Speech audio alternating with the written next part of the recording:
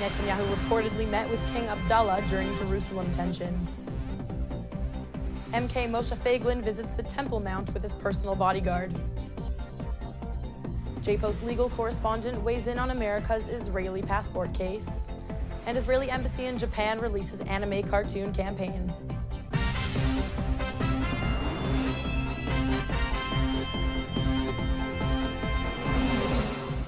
Shalom and welcome to the Jerusalem Post News. Today is Monday, November 3rd, and here are your top stories. Prime Minister Benjamin Netanyahu apparently met secretly with Jordan's King Abdullah on Saturday amid recent tensions between Jordan and Israel over violence in the Temple Mount in Jerusalem and access to the site. Netanyahu and Abdullah agreed to increase cooperation in order to calm tensions at the site, according to a report in the Kuwaiti newspaper Al Jarida. In addition, Al Jarida reported that Netanyahu intends to prevent Jews from entering the Temple Mount in the immediate future. Netanyahu will also reportedly create new avenues for tourists to visit the site. The Prime Minister's office declined to comment. Far-right Likud MK Moshe Feiglin was among the Jewish visitors to the Temple Mount Sunday morning after the site was reopened to Jewish visitors. ויתור על ריבונות ישראל בהר הבית, ומכאן ויתור על ירושלים ועל הארץ כולה. צריך להבין שהאחיזה במקום הזה היא האחיזה בארץ כולה. הוויתור שמזמין את האלימות מעזה ועד גבול לבנון הוא הוויתור על המקום הזה.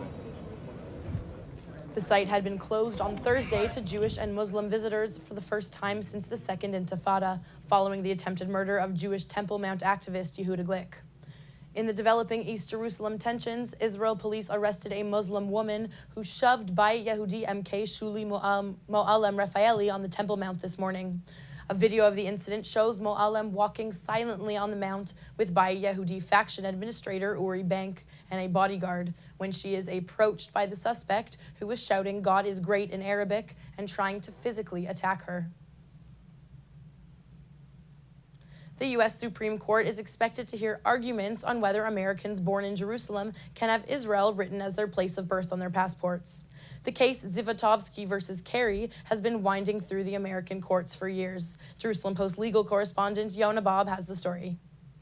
It's been over 10 years, and Menachem Zivotofsky's family is hoping that in today's oral argument, they're going to convince the U.S. Supreme Court finally to let him put on his passport Israel, not just Jerusalem. On one side of this argument is the president and people supporting the executive authority. They say as long as the president has not recognized Jerusalem as part of the state of Israel, it's part of the ongoing Israeli-Arab conflict, this can't happen. Congress has said we passed the law that says this has nothing to do with formal recognition of Jerusalem as part of the state of Israel. This is just letting individuals put on their passport they were born in Jerusalem, Israel, and that's how it should go. It's going to be a hard fight for them, but this is a very big day, and this is their big and final chance to try to win that battle.